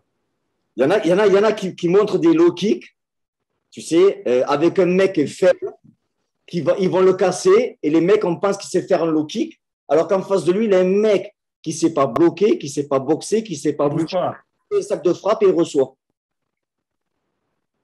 Mais le low kick, c'est une arme destructrice, mais il faut savoir la mettre. Il faut savoir mettre le low kick au bon moment. Il faut avoir le timing. Il faut avoir le beau timing. C'est le gars qui est devant toi. Putain, on va commencer à parler de ça, on va rester 2 heures. Toi. Le low kick, le problème, si tu as un gars comment dire, qui est devant toi et qui ne bouge pas, bien sûr, tu vas lui faire mal. Mais essaie de mettre un low kick avec quelqu'un qui bouge sur le ring et dans la rue. En fait, il faut avoir le bon timing, le bon moment. Tout dépend de l'action que la personne va faire. En fait, l'action est plus rapide que la réaction. Tu es d'accord avec moi? Exactement. OK, mais toi, tu dois faire en sorte que ta réaction soit plus rapide que son action à lui. Ouais. Et pour faire ça, tu dois avoir le bon timing. Et pour avoir le bon timing, c'est quand lui, il bouge, c'est à ce moment-là que tu lances le low kick. Mais quand lui, il est en appui, mais le low kick, si tu prends, je veux bien, moi, tu prends quelqu'un, il est stick, il ne bouge pas, tu mets un low kick, mais seulement tu fais mal. Maintenant, mets pas un low kick avec quelqu'un, comment dire, qui s'est bloqué, et comment dire, et mets-le plein pot, je te garantis que tu ne vas pas en mettre 10 des low kicks. Hein. Oui, c'est sûr. Ouais. Et sans vouloir, tu prends n'importe quel poids lourd au K1, OK? Au K1. Ouais. Et je peux me mettre dedans aussi, tu vois. Je n'ai pas la prétention de dire, m'en fous, mais je me mets dedans aussi parce que je sais, OK? Tu prends n'importe quel poids lourd au K1, tu peux prendre n'importe quelle personne qui fasse n'importe quel sport, OK? Je ne vais pas parler de la boxe, du K1 parce que même eux peuvent avoir mal, toi. Mais j'enlève le sportif sport de combat, tu vois. Un low kick, mis comme il faut, un low kick, hein, OK? Il a la jambe brisée. Ah ben oui, oui. Il a la jambe brisée. Un low kick. Moi, je parle de poids lourd avec n'importe quelle personne, même qu'il soit poids lourd ou pas. Hein, comment dire. Et si pas la jambe brisée, comment dire, il a une déchirure. Un low kick à fond, moi, je parle. Hein. Au bon moment, je parle. Hein. Les gens ne se rendent pas compte. Ils ne réalisent pas. C'est comme la droite. Si on va parler de ça, on va parler pendant 2 heures. Hein. Ouais, non, je suis d'accord. Ouais. Ouais, il faut arrêter de mitonner. Les gens, ils sont complètement fous. Hein. Ouais. En plus, il ne faut pas oublier le blocage. Oui. Oublier le blocage. Tu sais, je ne sais pas si tu as déjà regardé les blocages d'Ernest Host. Oui. Il bouge à peine la jambe. Il ne lève pas la jambe. Ouais. Il y a beaucoup de personnes qui lèvent la jambe pour bloquer, mais ils sont en appui sur la jambe arrière. Donc, il suffit que le gars mette le low kick un peu plus bas et il va prendre ta jambe d'appui et tu pars avec. Le blocage, si tu mets ton appui vers la jambe avant et tu bloques avec ton genou, le gars, il se casse la jambe, il se fait mal. Tu vois ce que je veux dire? Je recommande à mes boxeurs, quand tu boxes, tu lèves juste le genou parce que tu veux que le gars vienne s'empaler. Le genou. Sur le genou, exactement. Ouais. C'est assez. Et en plus, tu ne perds pas d'équilibre. De un, tu ne perds pas d'équilibre. Et de deux, tu peux riposter. Exactement. Ouais. Tu peux contre-attaquer. Va expliquer ça à quelqu'un, comment dire, qui n'a jamais pris le kick, qui sait le Globic Bulga. Ouais. Tu vois pas. Fred, quel est ton combat de boxe anglaise préféré? Quel est le combat qui t'a marqué? Oh putain. Écoute, j'ai regardé, je t'ai dit que j'ai regardé hier la trilogie entre Holyfield et Bowe. Oui. Tu vois? Ouais. Comment il s'appelle? Riddick Bowe. Riddick Bowe, la trilogie. Oh là là. Quel combat. Incroyable. Et t'as vu, au deuxième combat, il y a un gars qui est venu avec un parachute. Oui, il a fait le ramasse aussi. Je sais pas ce qu'il a, je sais pas d'où il venait ce mec-là. Ouais, ce combat-là est incroyable. La trilogie, Marvin Hagler, Thomas Ernst. Ouais. 3 rounds d'enfer. Hagler Durand. Oh, incroyable. Et Sugar Ray Leonard avec Hagler aussi. Oui, ça c'est là, ouais. Écoute, et franchement, on peut en parler, mais c'est bizarre. Hein? Est-ce que tu as remarqué, c'est bizarre? On parle des boxeurs d'avant. Hein? Et oui, ben oui, c'est ça. Non, maintenant, on peut parler. Canelo, il est extraordinaire aussi. Hein. Pour connaître, tu vois. Canelo, on peut dire tout ce qu'on veut. Il est prétentieux, tout ce que tu veux, mais il a une défense extraordinaire. Mayweather, il a une défense extraordinaire. Tu vois. Ouais, la façon dont il bouge sa tête, il est très fort. Et après, on a oublié The Master, tu vois, Tyson, tu vois. Oui, Tyson, c'est le. Ouais. Voilà. Tu sais que À sa Tyson, grande époque, il était. Tyson, mon fils, j'avais envie de le tuer, tu vois. Attends, je vais te montrer là. Je suis là. Alors, j'ai passé 2 après-midi avec lui et j'ai dit à mon fils, je vais t'amener voir une légende. Il était pitchoun, tu sais. Et donc, je l'amène voir Tyson. Et Tyson, il me dit, c'est ton fils? J'ai dit, oui. Il me dit, bon, amène-le, je vais faire une photo avec lui. Et je lui dis, Jordan, viens, viens, viens, Voilà. moi, je vais faire une photo avec toi. Et mon fils, il avait peur de lui. Il partait en courant. Et t'as Tyson qui lui court après pour l'attraper. Il a peur. Espèce d'enculé, là, quand tu vas devenir adulte, que tu vas voir que Mike Tyson voulait te serrer d'aller voir faire une photo que tu ne voulais pas, enfin, on a réussi à le faire. Et tu vois que mon fils, il n'est pas confiant. Tu vois, il se met sur le côté, mais il Ah, peut tenir ce qu'il a peur. Quoi. Mais terrible, terrible. Il n'est pas conscient. un boxeur, ben ouais. Mais écoute, franchement, là, moi je suis pas fan. Tu vois, je suis pas fan. Je suis fan Oui. de personne, tu vois. Ben, c'est bien une personne, je devais le voir en 2006. J'étais boxé à Marrakech pour un tournoi, pour une qualification pour aller à Paris-Bercy, où j'avais gagné. Et il devait venir, Tyson, tu vois. Et c'est bien une personne, seulement une personne. Je suis fan de personne, vraiment. Je ne suis pas le genre de gars qui est fan, tu vois. Mais c'est bien une personne que j'aurais bien voulu rencontrer dans ma vie, c'est Tyson, tu vois. Juste pour lui dire respect. Juste ça. Juste ça, respect, c'est tout. Parce que putain, il mérite le respect. On peut dire tout ce qu'on veut, il a fait ça, ça, ça, ça, ça. Écoute, il y a des gens, on va dire qu'ils n'ont pas fait le quart du millième, du dixième, qu'ils ont fait 1000 fois pire. Donc, fermez votre gueule. Tout à fait. Tout à fait. Voilà. Après, Fred, combattant de K1 que tu préfères?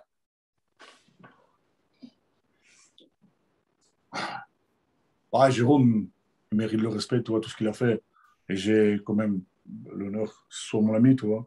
Mais franchement, euh, Peter Hart, Peter Hart, putain, c'est un guerrier. Ouais. Peter Hart, franchement, le gars, il a boxé tout le monde. Putain de merde. Il a boxé, toi, c'est Michilt. Oui. C'est Michilt, il a boxé 4 fois. La dernière fois, en 2010, il boxe contre lui. Est-ce qu'il va pas gagner le combat? Le gars, il perd 4 fois. Il revient, c'est un guerrier. Franchement, en plus, moi, j'ai été boxé en Turquie il y a quelques années et il était là dans le lycée, on a déjà parlé ensemble, on a bien vu ensemble. Il est marrant à mort, il est marrant à mort, il est extraordinaire. Mais moi, si, je ne parle pas très, très bien anglais, tu vois, je me débrouille. Et donc, on se comprend un petit peu, tu vois. Il est super, super, franchement. Peter Hart, Ouais. respect. Maintenant, tout le monde, hein, Ernesto Houst, putain, Jérôme, mais attends, c'est tous. J'ai la chance vraiment, comment dire, j'ai pas fait partie de cette génération-là, la génération après que Freddy Camayo a fait partie aussi, parce que là, j'étais au Japon, toi aussi. Mais putain, tout le monde, tu vois. Franchement, c'est que les guerres qu'ils ont fait, tu vois. Après, Maintenant, il faut dire ce qu'il y a. Hein. Quand tu regardes Bader Hari, tu vois, parce qu'il s'est blessé. Mais le garçon, il mérite le respect aussi, peut-être, parce que moi, j'ai boxé contre lui au top de sa forme. Mais regarde comment il est revenu. Maintenant, malheureusement, voilà. Les gens, ils ne comprennent pas. Au poids lourd, quand tu prends un coup, ça passe, ça ne pardonne pas, tu vois. c'est clair. Mais il est loin d'être fini, tu vois. Il est loin d'être fini. Il y a un truc, Verhoeven, Rico Verhoeven. C'est un athlète magnifique, tu vois. Franchement, écoute, à, à, à, à ce niveau-là, moi, je sais les sacrifices qu'il y a à faire pour être à ce niveau-là et ils méritent tous le respect. Tous, ils méritent le respect. Que ce soit poids lourd ou comment dire, ou pour léger ou quoi que ce soit. Ouais. Ouais. Après, ton endroit préféré? Mon endroit, Mhm. chez moi, Ah, tranquille. ouais. Maintenant, c'est chez moi. Dans ma salle, je vais me relaxer dans ma salle, tu vois. Mais chez moi, je suis bien chez moi. Je suis D'accord. bien. Pas parce que c'est une belle maison, hein, ça n'a rien à voir. Hein. Ça n'a rien à voir avec ça. C'est tout simplement que je me sens bien. Je me sens bien, je suis bien, tu vois. Je suis Ouais. posé, je suis relax, je suis bien. Est-ce que tu as ça c'est la dernière question sur ce que tu aimes en fait. Est-ce que tu as une phrase préférée? Est-ce que tu as une phrase qui reste dans ta tête? Alors moi, j'en ai une qui me reste dans ta tête, qui me reste dans ma tête tout le temps. À chaque fois que j'ai quelque chose, je pense à cette phrase-là. Est-ce que tu as une phrase, Quand tu as des difficultés, tu veux dire? ouais, quand tu as des difficultés ou qui te revient comme ça, quoi. Tu as, une phrase qui t'a marqué et que tu te répètes, oui, quand tu as des difficultés, c'est possible. Ouais.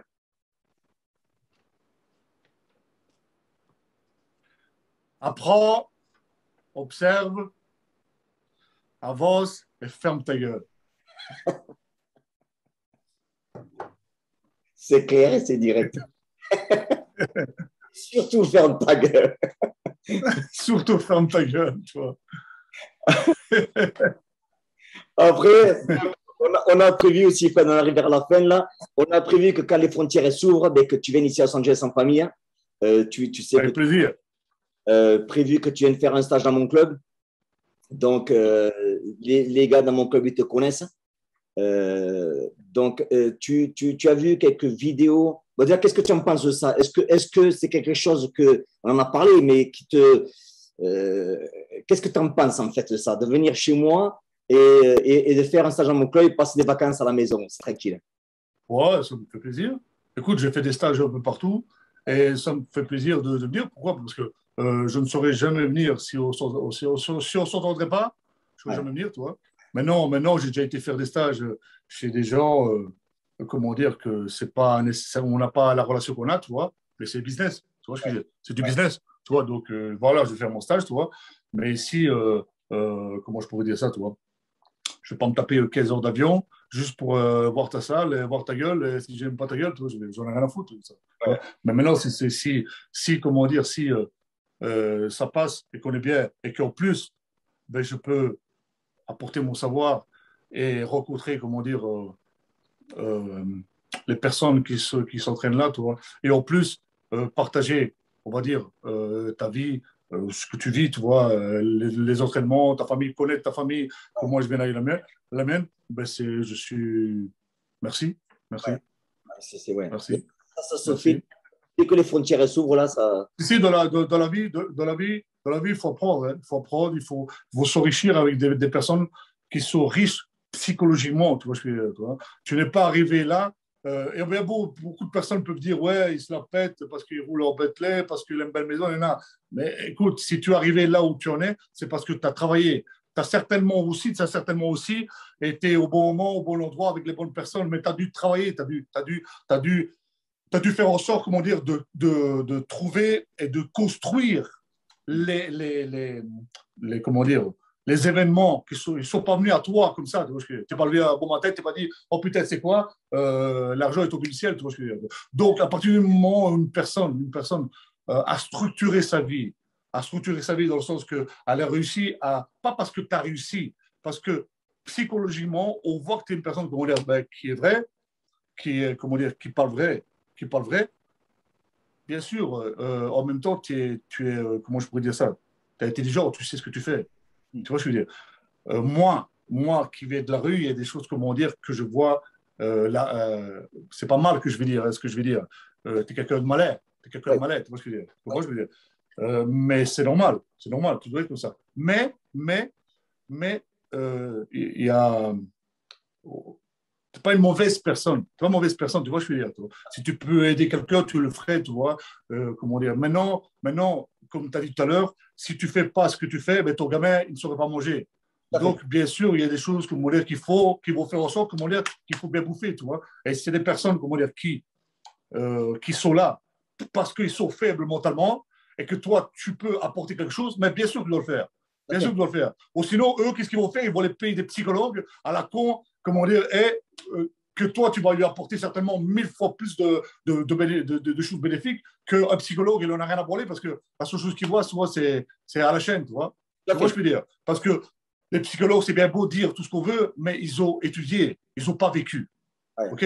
Si toi qui a été battu, si tu rencontres quelqu'un qui a été battu, tu sais lui expliquer parce que tu sais ce que c'est. Quelqu'un qui a étudié un psychologue, il a étudié la psychologie humaine. OK? Ouais. Il saura te dire des mots pour reconforter ta douleur. Il ne saura pas comprendre ce que tu lui expliques. Donc, il va te donner des cachets, il va faire en sorte, comment dire, que tu reviennes la prochaine séance pour avoir l'argent qui est complètement différente avec quelqu'un qui a vécu des malheurs. Tout à fait. Ouais. Tu comprends ce que je veux dire?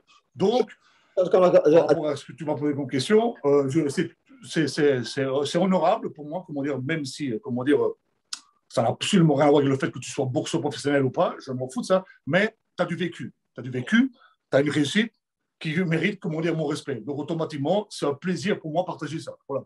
Tu sais, Fred, moi, je gagne très bien ma vie, mais par contre, tout l'argent que je gagne, je l'ai gagné honnêtement. Je n'ai jamais menti à mes clients. Je dis la vérité telle qu'elle est, tu vois. Et tu as des gens qui deviennent riches, etc., mais en fait, en se servant de la faiblesse des autres. C'est-à-dire que moi, j'essaie d'influencer les gens à changer, alors que tu en as d'autres qui les manipulent pour eux. Elle est là la différence, tu vois. Et quand on parle de la vie, etc., comme je te dis, en plus de ça, moi, je ne sais pas si tu sais, mais moi, j'ai ma mère qui est handicapée.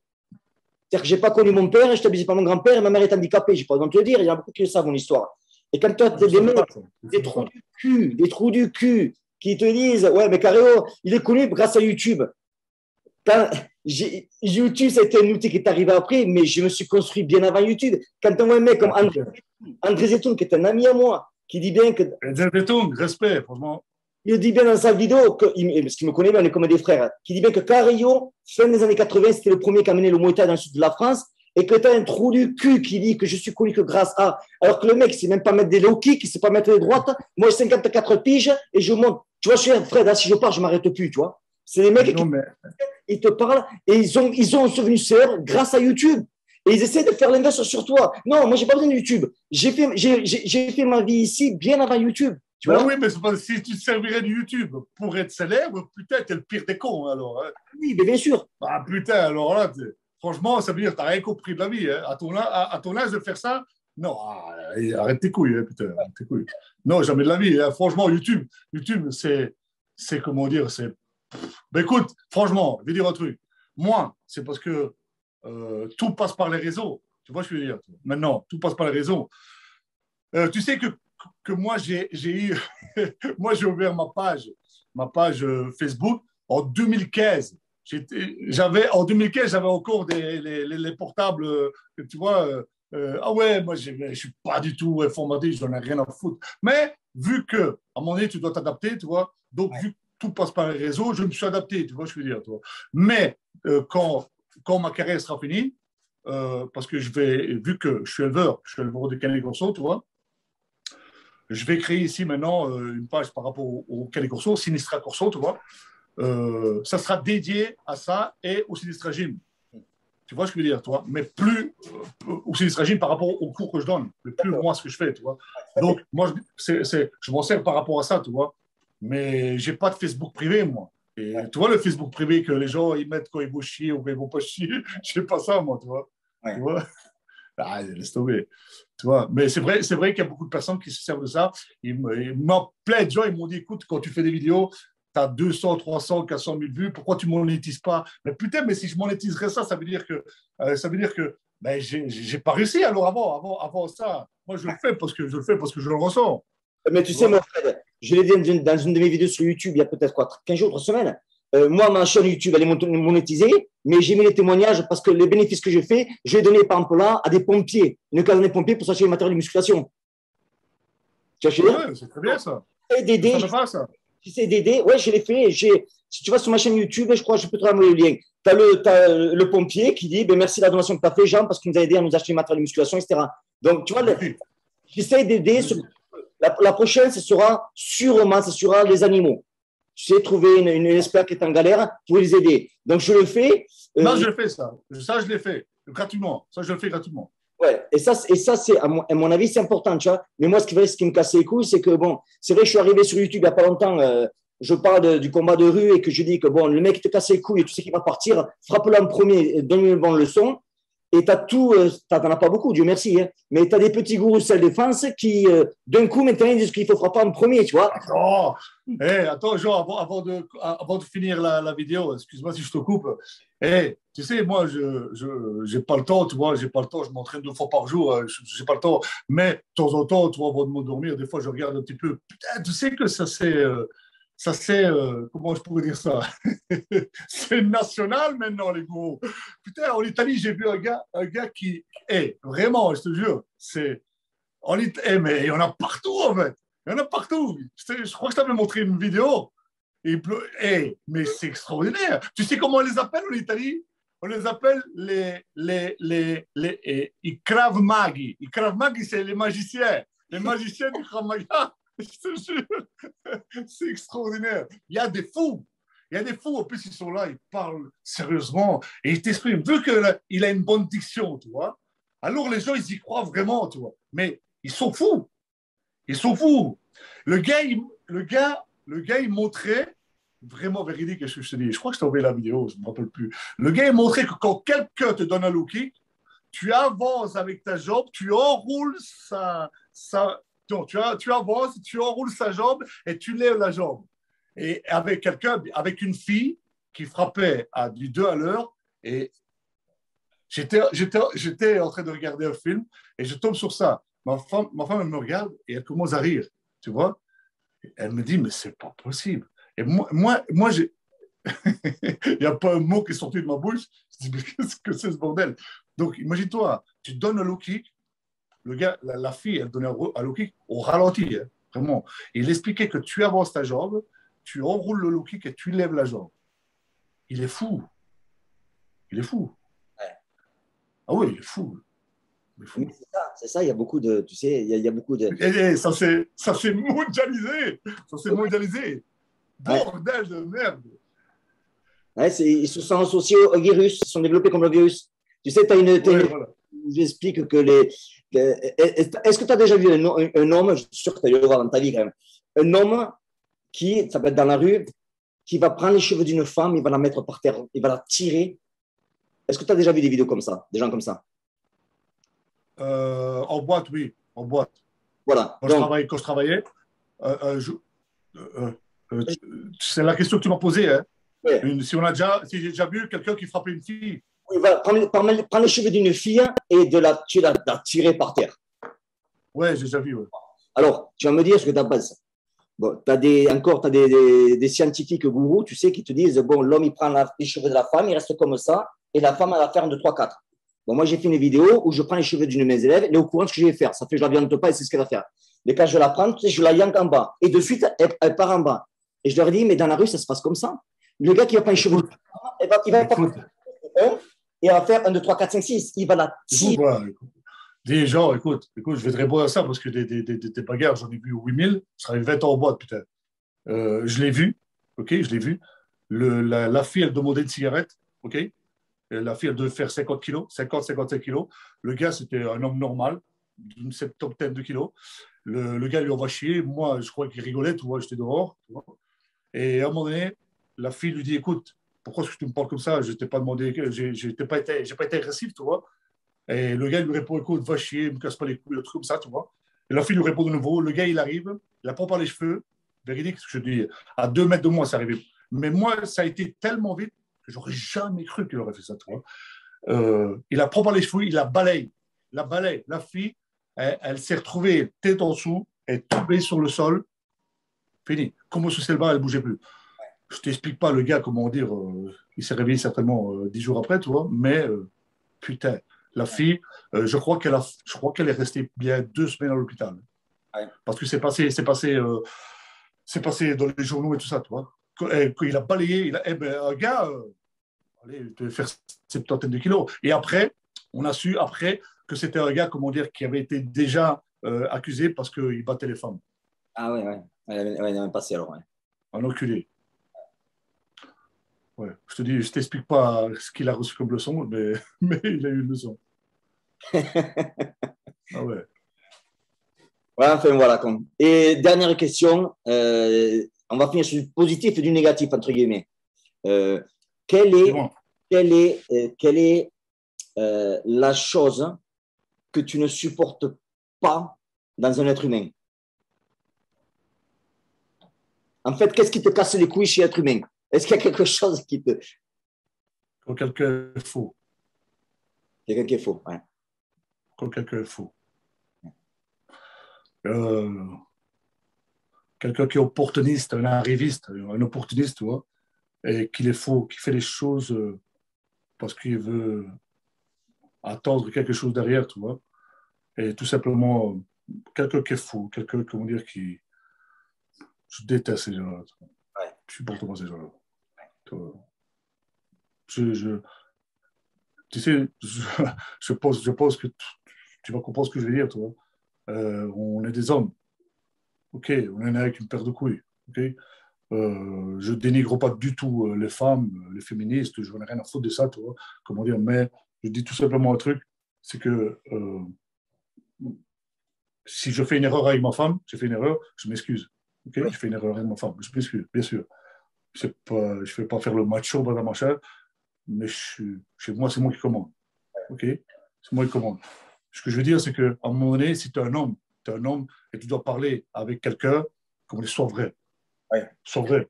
Sois vrai. Commence pas à tourner autour du pot, commence pas à frotter les gens aux choses du poil, comment dire. Il y a quelque chose qui ne va pas, ça va pas, c'est tout. Au final, moi, j'ai perdu. À ce moment-là, c'était bien. Maintenant, je le fais différemment, mais j'ai perdu énormément d'argent ou énormément d'opportunités parce que j'étais quelqu'un de vrai, parce que les gens ils aiment les gens. Les gens, ils sont dans le paraître. Oui. Tu vois? Ah, quand tu dis la vérité, les gens, ils n'aiment pas. Les gens, ils aiment bien. Tu vas regarder une personne, écoute, c'est simple, en fait.